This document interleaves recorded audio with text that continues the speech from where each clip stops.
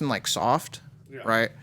And then on top of that, this piece comes actually from this website called Street Crafter. Street Crafter. Right? Yeah, they're actually actually alumni from CSN, and they came to the school once and they were talking about this product, and I was like, oh, because I was having trouble coming up with like making a T-shirt, because I would go to like places and stuff and they'd use the ink design and the material just looked like shit, you know. So that's why, you know. So tell me when we're ready, partner. Whenever we're ready. Here. Oh no, we're going, man. All right, cool. I guess. My name is Pierre Lucariello, and I am the CEO and founder of Film Cut Productions. Right on, man. Well, welcome to Talk Smack with Mac. It's going to be a pretty good episode today, man. I'm excited to get to know all about you. And like you said, you posted yesterday that you have 5 projects that you're going to be working on this year, or 5 scripts that you showed that you're going to be working on. That is correct, yeah. That's a lot of work, man. Yeah, you know, it is. And I'm really appreciative of the fact that I'm not the only one putting in to make these scripts. I have 2 amazing screenwriters. One of them, his name is Sean Parks. He's actually my co-founder. You'll see him from time to time.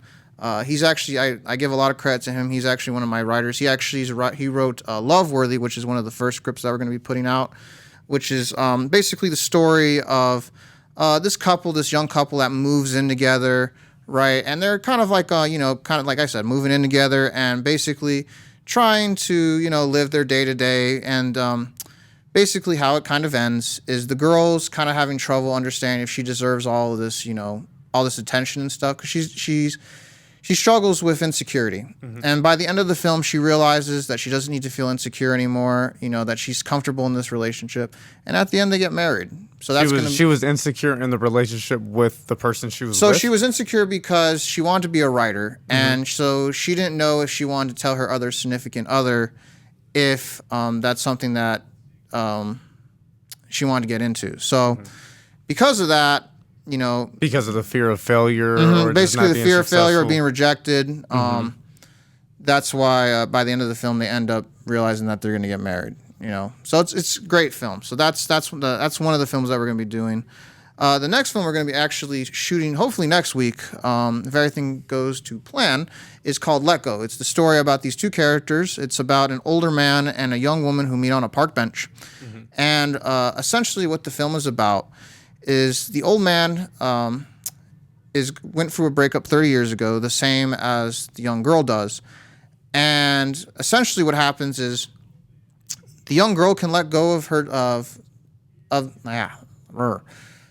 basically the girl can let go of the breakup that she was just going through, but the old man can't. And that's how they kind of relate, like 2 strangers meeting on a park bench. And it's supposed to be a very beautiful film. It was written by my screenwriter, Kurt Newell. He's written a lot of my scripts. He recently wrote the story for Loan Shark that's on my YouTube channel. It has about 3,600 views, so we were pretty excited about that. It went to town. I mean, he's just an absolutely amazing writer, and we're really excited to see how Let Go comes out. So the next film that we have coming up is called, we actually have a commercial coming up called Dawn Sack-a-Spikes. It's going to be a parody commercial, similar to the Blowback commercial that we made a while back that had like 15,000 views on it. And we were super excited about that one. Plays on like those old tropes of like those 20s, 30s commercials, the black and white one that's like, oh, if you have this issue, blah, blah, blah, we can help you with this, blah, blah, blah. It plays on those tropes. Yeah. Right.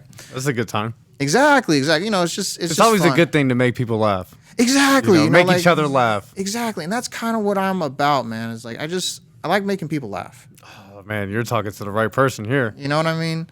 The next film we got coming out, I'm actually really, really excited about, because it's like, I wrote this one because I wanted to because I've made a name for myself making comedies, right? Because I really try to make stuff that's like really like funny, like people really get into it, because uplifting and exactly. relaxing. And sometimes, comedy can be kind of hard because comedy is very subjective, right? Yeah, very. Very subjective. Like one thing I might think is funny, you might not think is funny. You know what I'm saying? And so when you go into writing a comedy, do you have a target audience in mind?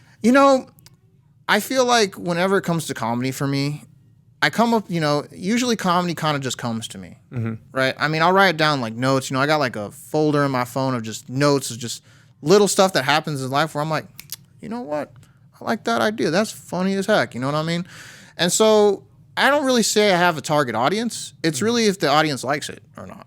Yeah, you know, you're gonna make what you like. Yeah, I'm gonna make what I like. You know, and that's all I can do. You know, because the thing is that I feel like there's this conception that you have to make something for your people.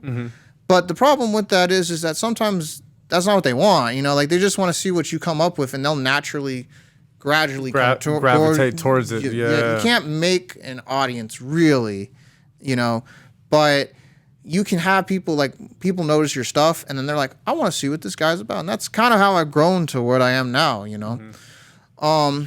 But yeah, like I was saying, so my next film that I'm making, like I said, I've made a name for myself making comedies, right? You know, from my earliest days.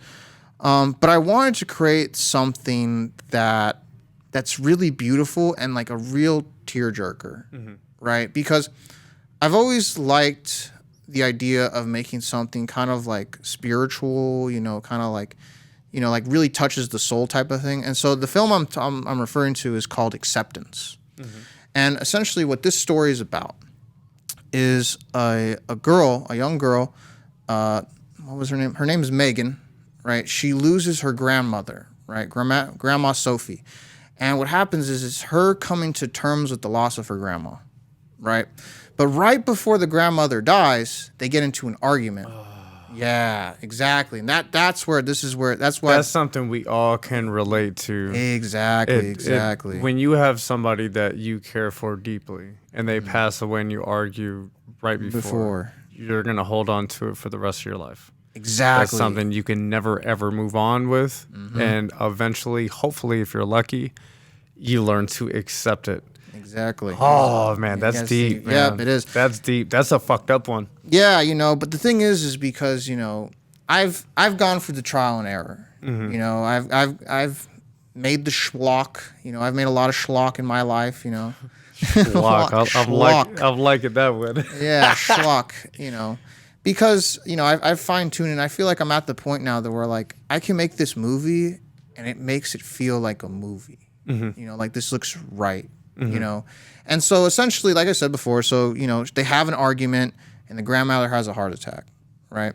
I'm not really giving away. Because of the heart attack or just because of life? So she passes away because of a heart attack. No, I mean, was a heart attack caused from the argument? Not really. I mean, I kind of played with that idea, but it's really something that's just been ongoing. Okay. Right? I wasn't going to make it where she kills her because I was like, yeah, that's too on the nose. You know, I kind of wanted it to be something that she didn't have control over. Yeah, that makes it even worse. Exactly. Yeah. And so, you know, it's just her coming to terms with the death of the grandmother. Right? And it's, like I said, it's just going to be an absolute beautiful movie. You know, I really fine-tuned everything I could to make sure that this thing, like, because I have a lot of people that have lost people in their lives, right? You know, I have a friend of mine whose grandmother passed away, you know, and he tells me all the time that he still feels like she's with him, you know? And that's what I want this movie to kind of be about, is being able to accept, you know, the passing of someone and being able to move on with the rest of your life. Is she going to have that, I guess, indirect guidance from her grandmother after the passing? So there's a scene in the film where essentially she kind of goes to like heaven, right? She falls asleep on the grandmother's bed, right? She falls asleep and then boom, she wakes up again. She's wearing all white. You know, she walks out into the living room, right? And the grandma's sitting there all in white. And then she, you know, I pictured, she turns around and says, you know, like, well, Megan's character says, "Grandma?" And then that's when the grandma turns around and she says, "Well, what took you so long, silly? Your tea's getting cold," right? And it's supposed to be like one of those moments where you're like, oh, you know, she's about to have like that talk with the grandmother, you know, about clearing everything up, kind of apologizing, you know, the thing that everybody wishes they could do, you know. So that's. So when she finally comes to terms with what's happened is when she could finally have that quote unquote conversation with her grandmother of apologizing and forgiving and letting her know that she loves her. And absolutely, yeah. Like that's a tough one, man. That's hard. It is tough because, you know. How do you get into your mindset or your feelings when you're writing something that heavy? So what I like to do when it comes to something like that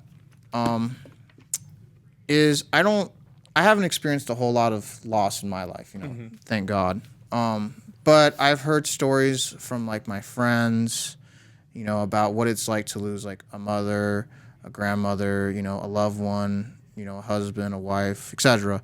And what I do is I kind of think of those stories of like how that made people feel, right? Because the one thing is when I write my scripts, right, is you want it to feel authentically real, right? Like, for example, a common mistake people like to do when they write their scripts is they like to say the character's names twice, like, oh, hello, Gregory, or hello, Peter, right? And the thing is that no one talks like that. Yeah. You know, if me and you were going to have a conversation, I'm not going to say, oh, hey, Levi, how are you today? No. That sounds robotic. I'll be like, what's going on, man? Yeah, what's up, man? Yeah. You know, and so whenever I write my scripts, I like to, like, you know, close my eyes and think to myself, okay, I'm having this conversation with this person. What is this about? And it's the same thing when it comes to, like, these really sad films, right? Especially these, like, really emotionally touchy subject type films. Because your film is like a roller coaster. Right, you have to know the certain cadence that you like to keep. Right, so I guess this kind of dives into my next subject. One of the things that I think kind of is like my claim to fame is I'm a huge big editor. Right, I think, in my opinion, the two most important roles in film, hands down, is the editor and the scriptwriter. Two most important rules. And the reason I say this is because if you don't got a scriptwriter, you don't got no film. Because the scriptwriter provides the jobs that gives a chance to a cinematographer to record. It gives an actor a chance to act. It gives a director a chance to direct, right? The scriptwriter creates the jobs and the opportunities to make an actual film, right?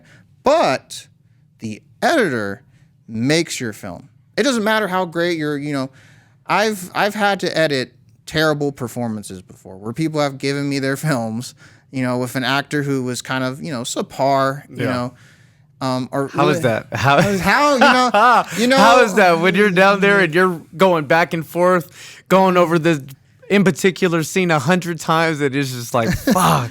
Is it cringeworthy? You know, it's you know, it's tough. It really is tough when you have a really new actor or actress, whatever the case may be, who's still new to the game, and you know you're giving them their shot, but because they're really rough and they're still learning how, you know, memorizing lines is and how you like deliver something, right? It's tough. It is really hard. It's hard, you know. But you know, if there are a lot of actors in Hollywood nowadays who, if they better make out with their editor, because if it wasn't for their editor, they would have no performance. Yeah. You know, like a lot of people, here's my thing. I've seen a lot of indie films, you know, I've seen a lot of films, and a lot of times people forget about these small things. The editor essentially creates your vision. If you don't have a good editor, you don't got a good film, man. Yeah. That's what I've seen. And I've seen a lot of like really good films that had an editor like touch this, like really understood like the cadence and knowing that, then you would have a really good movie. But if you don't have a good editor or a good understanding of how to edit like certain cadence, like, because editing isn't done in seconds, it's done in frames. Right, so every frame counts. That if you add that's hard. It is. You have to, because you have to have patience. Right. If you don't got patience, you don't got nothing. Yeah. Right. You can't be in it. I'm sorry, you can't be in it because you got to sit there and it's almost like, you know, I was watching this film recently because when I was in film school, we were watching this film. I forgot what it was about. I think it was like Life of an Editor or something, or editing in film. And one of the editors talks about almost being like a showdown as like a cowboy, right? You sit there, you know, and you're kind of like watching the scene play out, right? And there's a certain cut you need to have, because even just a fraction of a second is the difference between having an amazing performance and just taking everybody out of it, right? And that's what people have to understand is when you're an editor, you got to know to keep those cadence, right? Like recently I was cutting together for example, in one of my short films called Moonheart, right?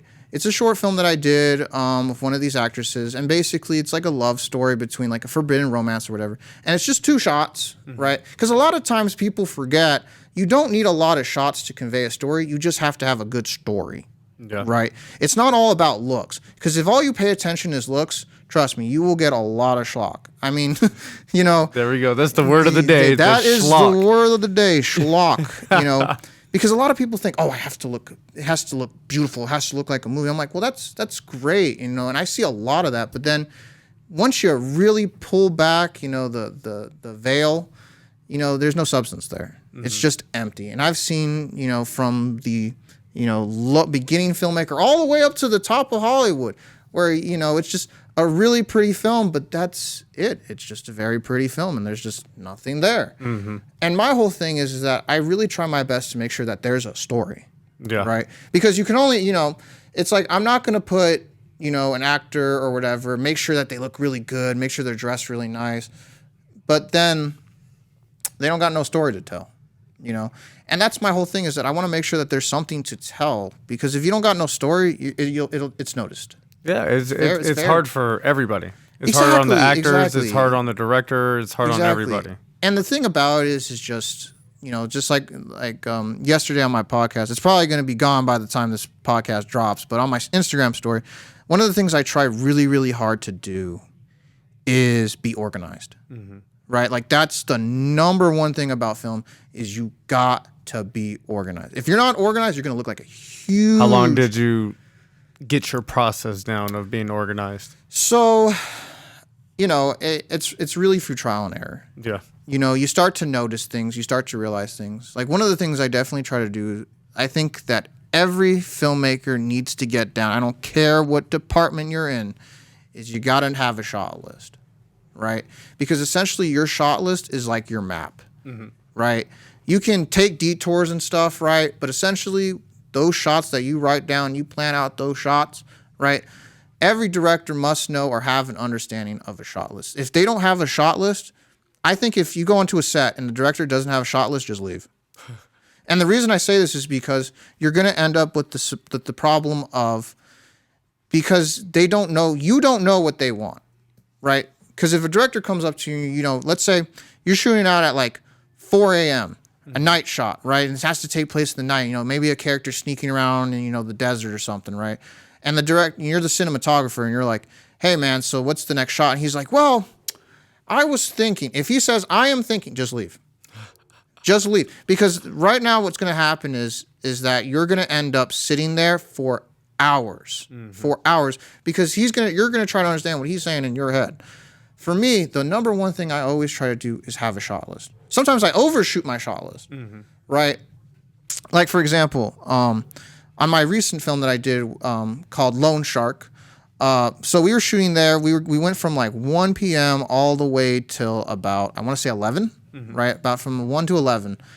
And originally I had planned to go from 1 to 9, right? Thank God. But because, you know, you can't really predict, you know, certain outcomes. You're setting up shots. Sometimes the shot doesn't look exactly the way you said it was going to look like. Sometimes you got to change things, yada, yada, yada. And so luckily, so we finally got to the end of the shoot, right? I'm burning for this shot list, right? I got my whole crew. Everybody's waiting for me like, Pierre, what's the next move? Pierre, what's the next move? Pierre, what's the next move? Right? And I'm like, okay, so we're going to go from like 1AD, 1AC, 1A, you know, going just burning through them, right? Because I know where I'm going, right? You're just like, you're driving a car, you know? You're not going to drive a car really fast, right? And not know where you're going. Yeah. Right? Especially if you're on a time limit, right? So you're burning through these shots, right? And I remember that, and I'll never make this mistake again, but I remember that we were out in the Vaughn's parking lot. There's a scene in Lone Shark where the main character, who's played by Edith, and she plays the main loan shark. And literally in the scene, she's supposed to beat up Mark's character, right? Joe, who's like the main antagonist of the film, I guess, right? Who's not paid back his money, right? And there's a scene where she beats him up in the parking lot. Well, we finally get to that part, and I'm on 1 bar of battery. I burnt through all 4 of my camera batteries in the time. I didn't even know I could do that. Yeah. But because I was just on it, I didn't realize it. So finally, we were like, okay, I got 1 bar of battery left. We have to make this scene count. And luckily, I knew we had 1 scene left. Yeah. 1 scene left, and that it was hit or miss. Like we had to make it work, right? And the worst part is that right as we're about to do this scene, we're at 11 o'clock at night. Everyone's staring at me like, Pierre, what are we doing, bro? Right?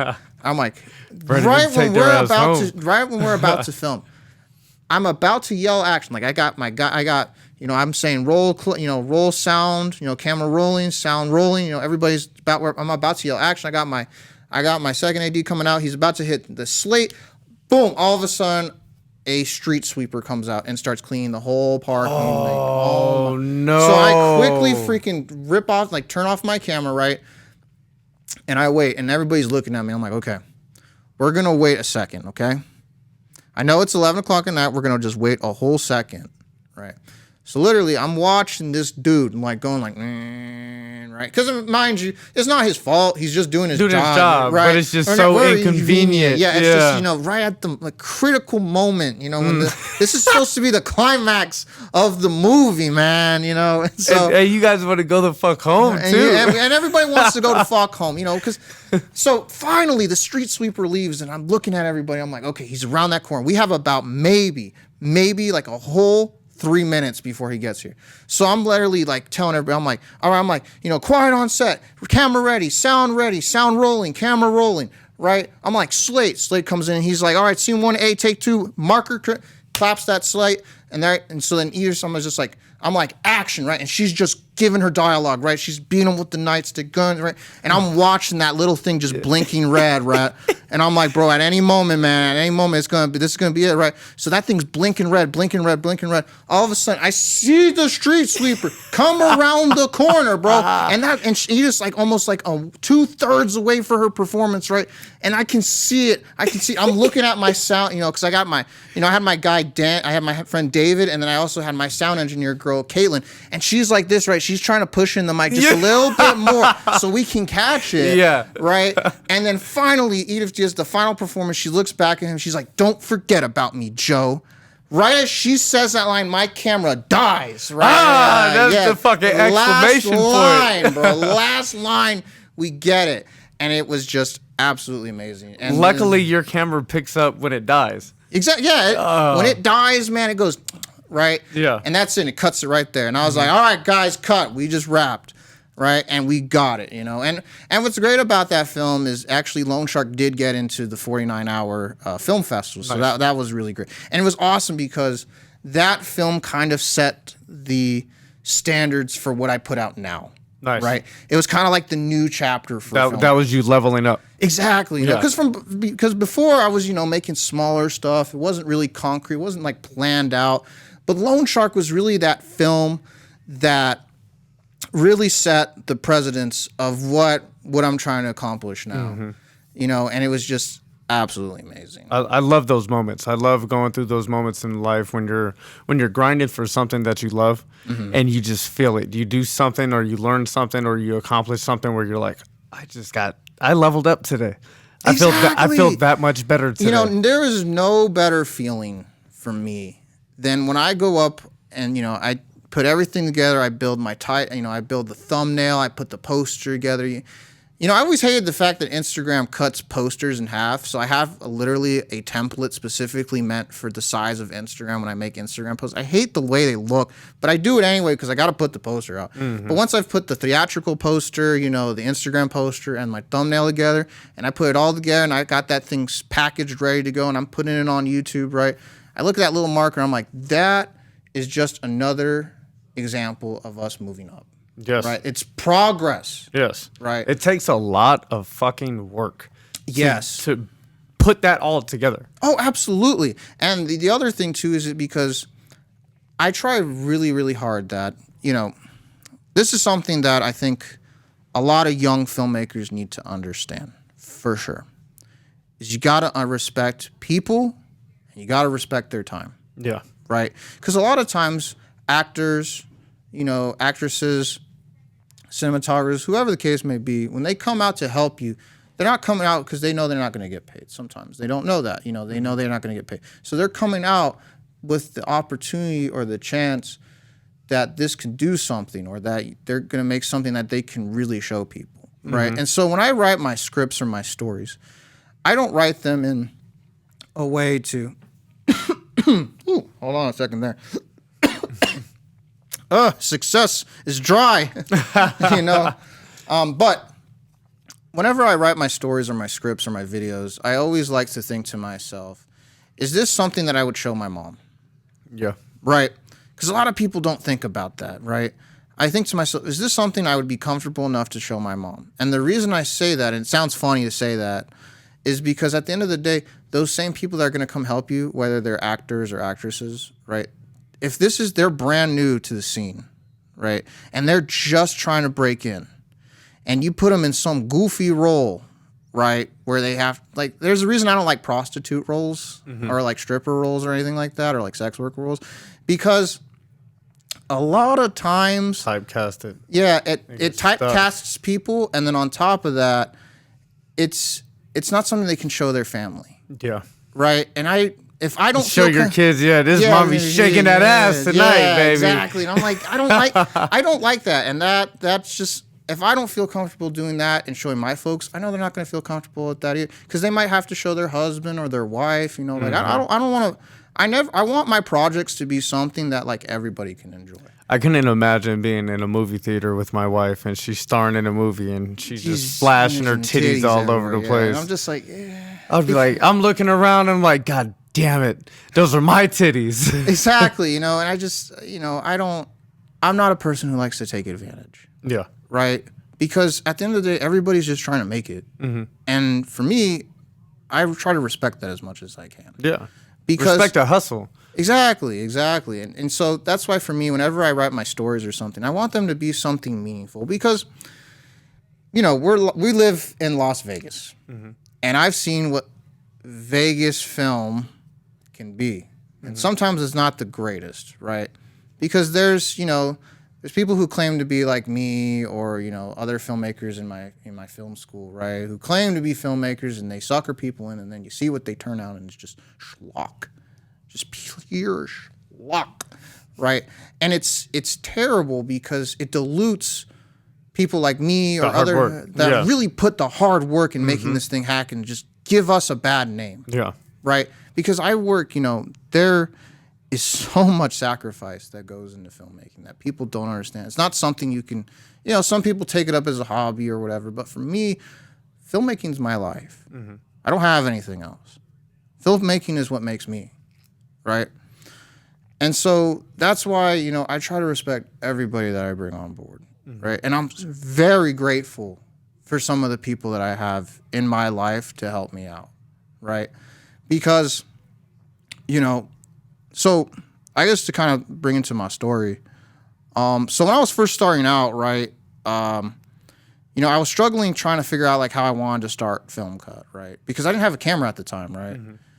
When was this? How long have you been doing this for? So I want to say that Film Cut's been around since about 2017, but I didn't really go hard into the paint till about last year. Okay. So me and my friend Sean, you'll see him from time to time, big guy. He's super funny. He does like a fart joke in my blowback film that I did.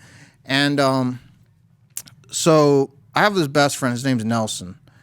And, I was telling my friend Nelson, like, hey man, I'm trying my best to figure out like what I should do, like, because I want to start my business, right? Because essentially my goal is at the end of all of this is I want to open up my own film studio here in town, right? Nothing big. I'm not, talking like a Warner Brothers where we got like 10 lots or whatever, but something where I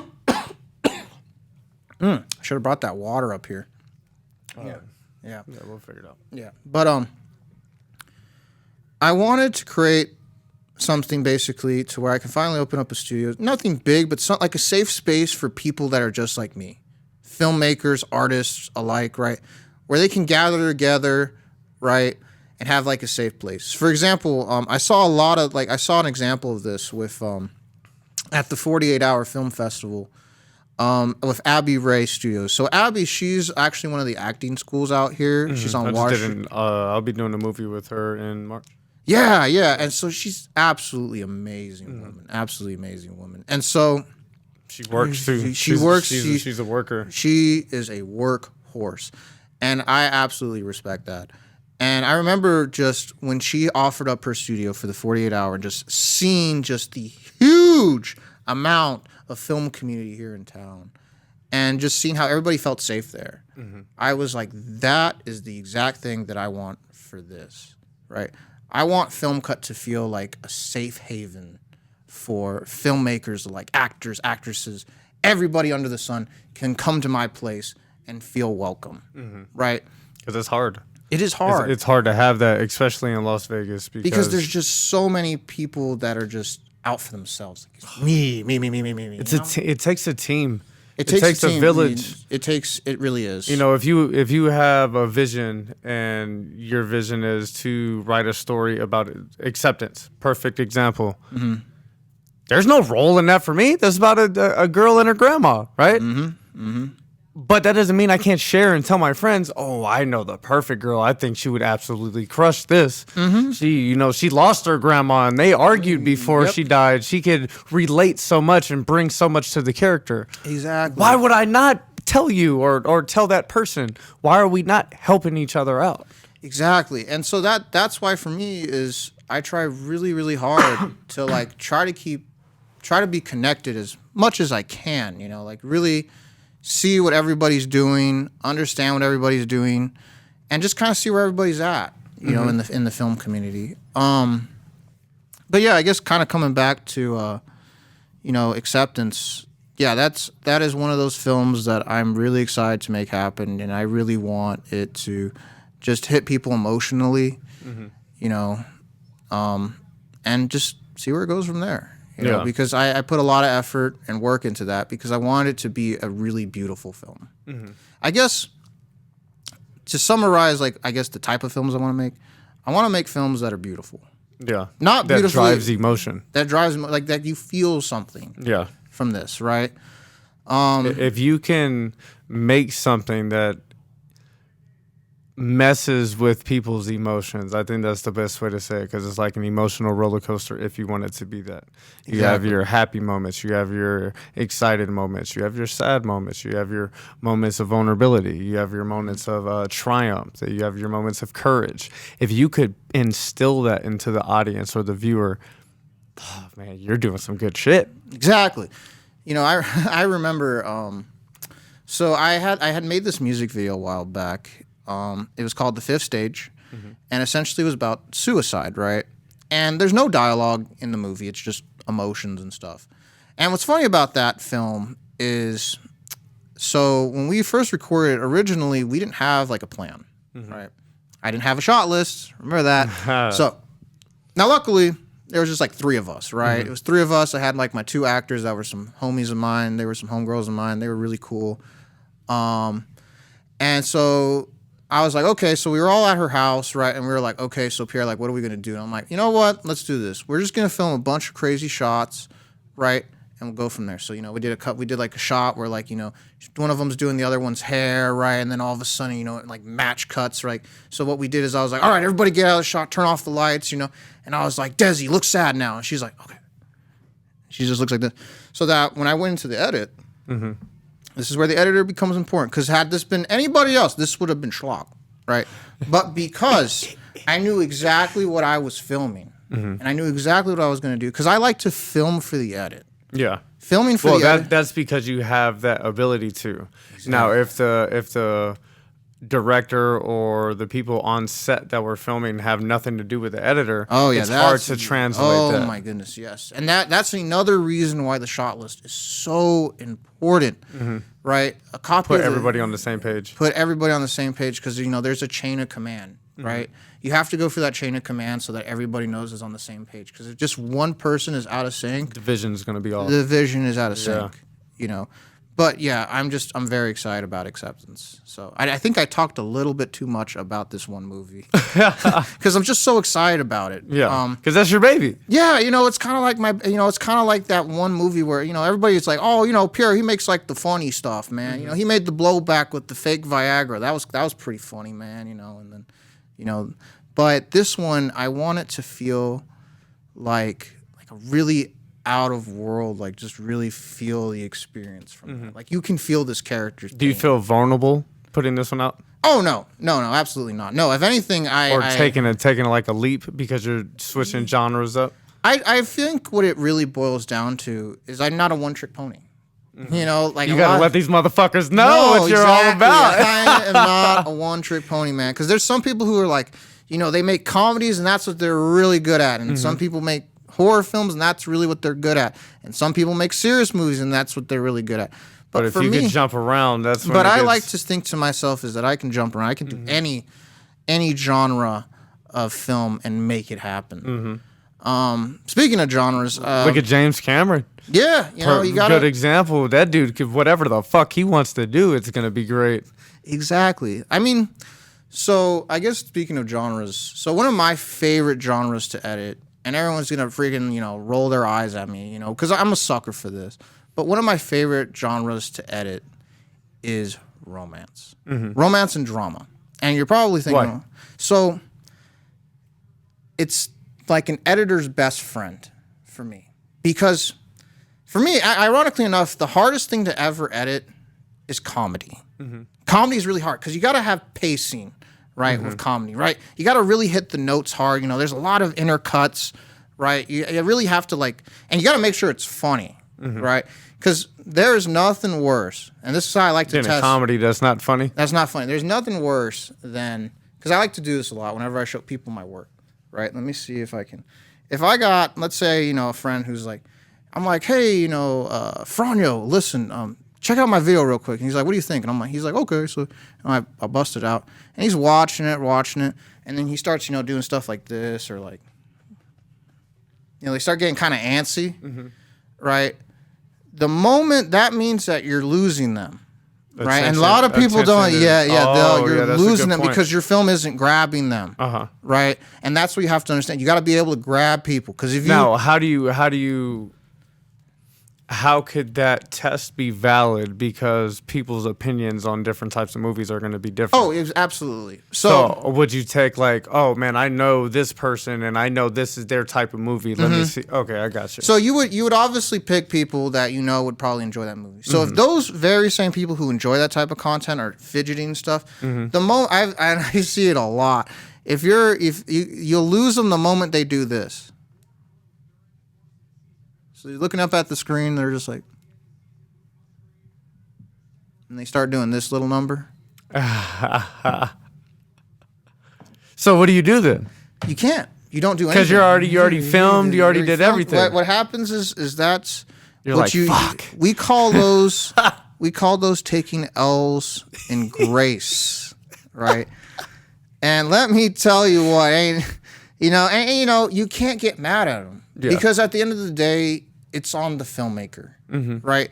I think it's super funny people, like filmmakers, get mad at the audience when their movie schlock. And they're like, oh, well, the audience, the audience didn't understand it. My vision is very, very important, and I want people to see it how it is. And I'm like, that's exactly how it is, man. And for me, what I like to say, that's my new word.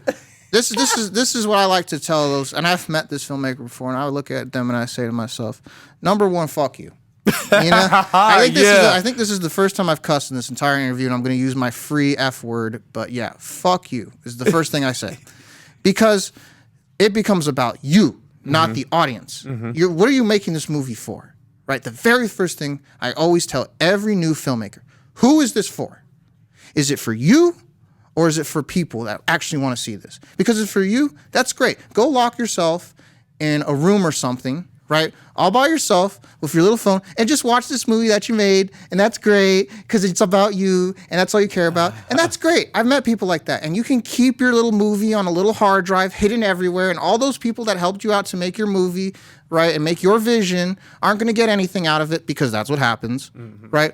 Or are you trying to actually have people watch it? And that's how I see it. I don't make movies for myself. I make movies for everyone, right? Because everyone's involved. It's not just about me, right?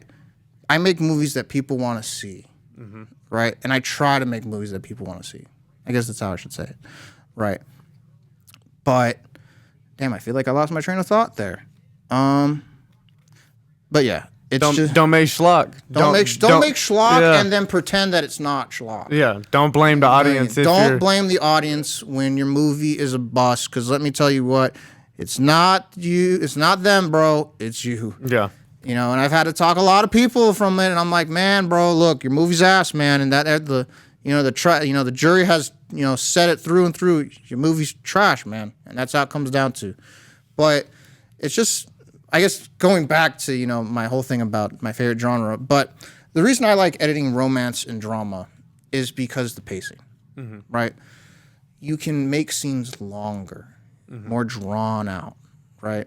I guess I'm kind of a hopeless romantic. I think everybody. I think everybody. We all are. You know, everybody. It's never like the fucking movies. It's never like the movies. Damn, I'm trying to have a movie relationship. Shoot, get down on one knee, or meet them in an airport, and you're like something fancy, you know. You run into the airport, or wait. It's just perfect at all times, you know.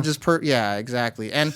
But being that hopeless romantic that I am, that's why I love making romance films, right? Because it creates this sense of like attachment, like people can really feel this, because with comedies, comedies are fun, people are like, ha, ha, ha, ha, ha, right? And so you can tell people really like your movie. Yeah, but comedy, like we said before, is going to be subjective, right? Versus romance. Everybody knows what love is. One of the next films I'm going to be putting out is called Moonheart, I'll Never Forget You. And essentially, it's a very short film. It's probably going to be 3 minutes long. And it's about this guy named Chase who is trying to cut off this married woman he's been seeing, right? And it's a very emotional film about heartbreak, right? So it's Who's heartbroken? Basically, Chase? no. It can't be Chase. No, it's not Chase. It's the married one. Oh my God, this bitch. Yeah, she gets upset because he's like, look, it's the right place, but the wrong time. Yeah, she wants her cake and wants to eat it too. Right. Go the fuck back to that married. Exactly. But the thing is, your man. Back to your exactly. And it's I never try to make my characters like villainous or intentionally bad. Right? But I want life's exactly. I try to make it to where people can really relate to this. Because I feel like everybody's been in that scenario where you're like, you have to cut off some, that toxic person in your life, or something where you got to be like, you can't do that. You already know. And so the reason I like it is because, like I said, it's a drama, it's a romance, right? Because, you can add those violins in the background. You can really stretch it out. I like one of the things, and it's going to sound super cheesy when I say this, right, is when I edit romance, it's a different type of editing, right? Because in action, everything's very fast-paced. You're going to go like, cut, right? Or, when it comes to like music videos, you got the music, you got certain beats. You're trying to keep the tempo. You're going to go with the clap or... Exactly. But one of the things that I like to do when it comes to romance is I like to edit slow, right? I'll sit there and I'll watch these characters talk, right? And craft the conversation on what naturally feels normal. Like I pretend that I'm with this character. Where is this cut supposed to be? Right. And one of the things that I like to use when I cut romance is I like to watch the eyes because the eyes tell a story, right? You have to get lost in the character's eyes because that's how you can realize what they're trying to convey, right? And so, that combined with the fact that I'm a hopeless romantic, I love making romance films, right? Because, like I said, everybody wants that. Makes you happy. It makes you happy. Everyone can feel that. And, it doesn't matter who you are. Even if love is absent in your life, when you go to make them films, you're going to feel the love because of the cuts and the filming and the script. And if it's a good script and if the characters portray love, like you said, through your eyes, if the eyes are telling the right story, you're going to feel all that. And you're probably, do you have all your lights off in your room and shit? You're just setting the mood and just going to work? You got to feel it. Yeah. You got to feel it. It's just like with score, Light a candle and shit. Yeah. Well, I don't want to say that exaggerated, but yes, essentially, you're conveying a mood, right?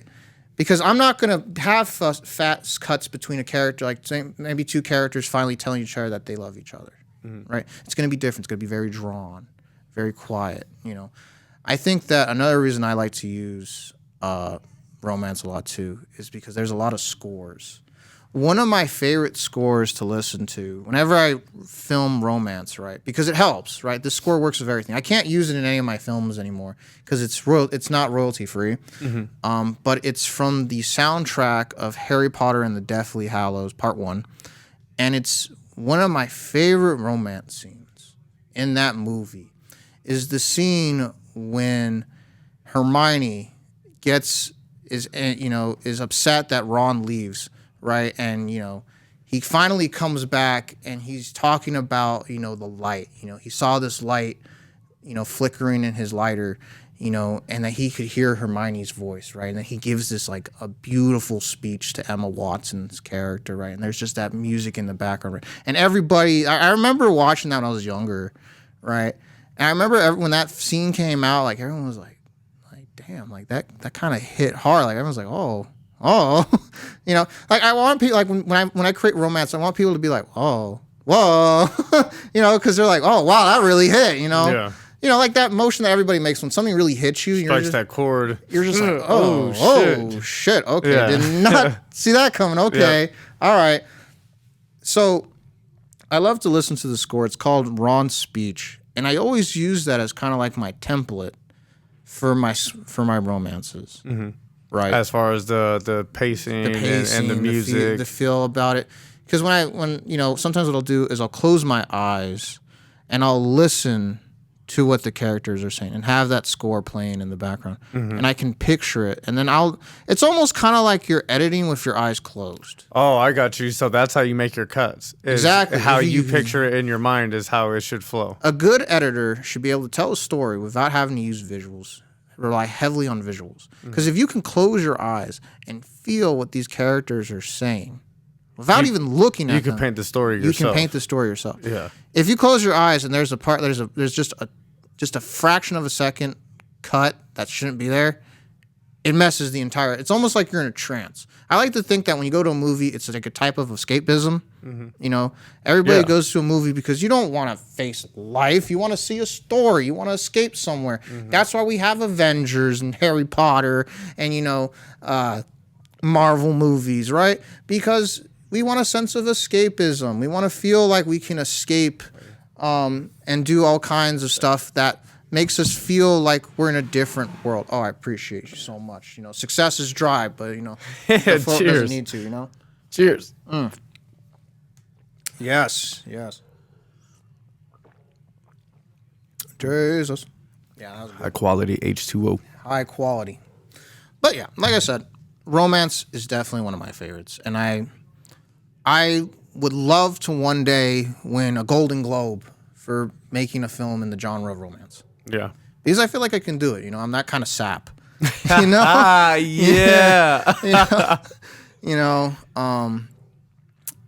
And I like having people be able to feel that. Yeah. It's exciting when you're able to tell a love story that's very strong. You have Titanic and The Notebook, and those are two of the most popular of the last 30 years. One of my favorite romance films. I don't like the ending because everybody knows I'm like, I don't like it's all good until the ending, but The Great Gatsby. I know a lot of people had like some reserved comments about The Great Gatsby, but for me, I love The Great Gatsby.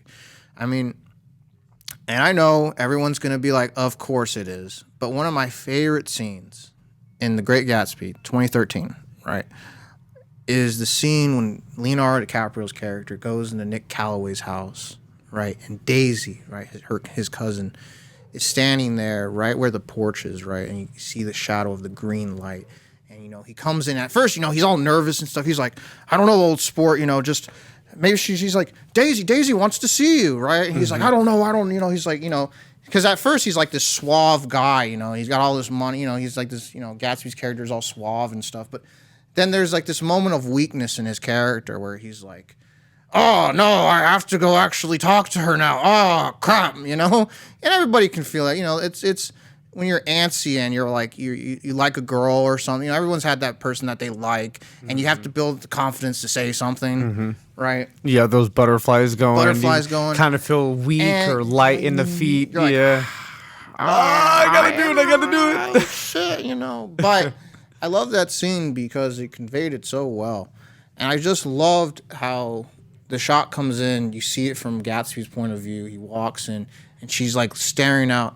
And she turns around. There's like, Leonardo DiCaprio's character walks. And he's like soaking wet. His whole suit is just messed up, because he was trying to look presentable, and he just looks like he just came out of, a a Wet and Wild, you know. But I love that scene because you could just feel the love between these two characters. Now, it kind of sucks that, you know, she basically throws him to the side and he gets shot in the pool, you know. But we're not going to talk about that. That's not important. What's really important It's all about Leo, man. He knows how to sell the romance. Exactly. But, you know, and that's, I love that. I love to convey that. And that's what's fun about it. But I guess we should probably start talking about this fox. Right? Let's talk about the fox, You know what? Because I'm pretty sure everybody's wondering, like, what is the fox up with the foxes, man? Right. What the fox is going on. That's right. I went with that. So essentially, when I was starting my business, right, you know, so I've been always interested in film ever since I was little, right? But my first real introduction to like filmmaking, right, in simplest art form, was when I was a freshman in high school. So I remember that I didn't even have a computer at that time. You know, it was just.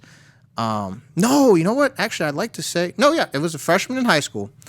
And I remember that I used to run cross country, right? So after, you know, I'd listen to a lot of Sonic songs. You know, like I love listening to the Sonic soundtrack for any, you know, like Sonic the Hedgehog. And I was obsessed with this character named Tails. He's a fox, right? My daughter is obsessed with Tails and Sonic. Exactly. She has all the characters. Yes. And so when I was younger, this is kind of like in the time of YouTube when like, you know, anime music videos are like really big. I think that's how you say it. I don't know. Someone's probably going to correct me in the comment section. But, they were really big, and like it's basically where you would just take scenes from like an anime or a cartoon and you would just put music behind them and kind of make like a slideshow music video type of thing. And I did that, you know, and that's kind of where I started. That's kind of how I started to learn how to edit. I didn't even have a good editing system. I think I used the free one that they had, which was like, I think, Windows Movie Maker. Oh my God. You couldn't make precise cuts to save your life. It was kind of like a Chromebook, man, you know, because it really couldn't do much, you know, as an editor, you know, as a free editor, as basically it could cut where it felt like it could cut, and you could put music. That was pretty much all you could do. You couldn't do those like precise, you know, razor sharp cuts you could do in something like Final Cut, because I edited everything for Final Cut Pro, right? That's what I use too. Yeah, Final Cut Pro is king. I don't care what anyone says. But yeah, Windows Movie Maker, that's where I learned to start editing, and I would just make these consistent YouTube videos, and I remember I used to go under the alias of Kid Tales Productions. That's Kid with 2 Ds. I thought it was so cool. What up, kid? Kid, you know? Yeah, no, I remember when I was coming up with that name. You felt like a thug, huh? It sounds Man, I'm a fucking thug. Because I remember that I watched a lot of WWE growing up, and one of my favorite wrestlers, his name was Tyson Kidd. And when he was in Tyson Kidd, yeah. I don't remember who that was. He was kind of like he was kind of a jobber. If you know anything about wrestling terminology, he was kind of a jobber. Like he was kind of like the character that like, the wrestler everybody would use to beat up to make other wrestlers look better. Yeah, he was like the jobber. But I don't know what it was. I think it's just like his outfit and just like his whole demeanor. He was like my favorite, and I just I just liked that way he spelled kid, because he would spell it with 2 Ds. So I adopted that, and then I became Kid Tales, right? Kid Tales Productions. And funny enough, the channel still exists. It's just, there's nothing on it. I mean, there's like videos of like my old stuff on there if you want to look it up. But yeah, you know, it's pretty much dead now because obviously I don't use it anymore. But bringing it back before I get too off the track. So when I started getting older, you know, and started getting more legitimized and really trying to take this, I had to come up with a name for myself, because Kid Tales Productions, no one's gonna take that seriously. Yeah, that's a YouTube handle. Yep. So I was like, okay, you know, like I gotta come up with a name for my business, something that really is like strong, right? Because it's all about strong names. Strong names are important. So I was like, okay, well, what do I make? I make films, right? And then I was like, okay, film. What do I edit on? Final Cut. Film. Cut. Film. Cut. And I was like, I like that. It's strong, you know. It's because you're making a film and you're cutting it, and you're production. Film Cut Productions. And that's where the name came from. How long did it take you to figure that out? I mean, I must have gone for months trying to come up with like a strong name. And I love the feeling of film cut. You know, I Googled it up. Googled it up, and you know, I really looked it up, and I made sure that this name, nobody had it. I made sure nobody on YouTube had it. I was the first guy to have this. And Film Cut just felt so strong. Because I don't like names that are too spot on. Like, I don't know, like Movie makers. Like Movie Makers, Productions, etc. Like, no, it's too on the nose. I don't like things that are too on the nose, you know? I want some thought into it, you know? So Film Cut was just such a strong name. It was something I could put on a shirt. Everyone knew what I made, right? And that's how it came about. But then it came to the part of, okay, I got a name now. But what should the logo be? And, you know, everybody does, like, the fucking camera, you know, like the little stock image shit. Typical shit. You know, that's just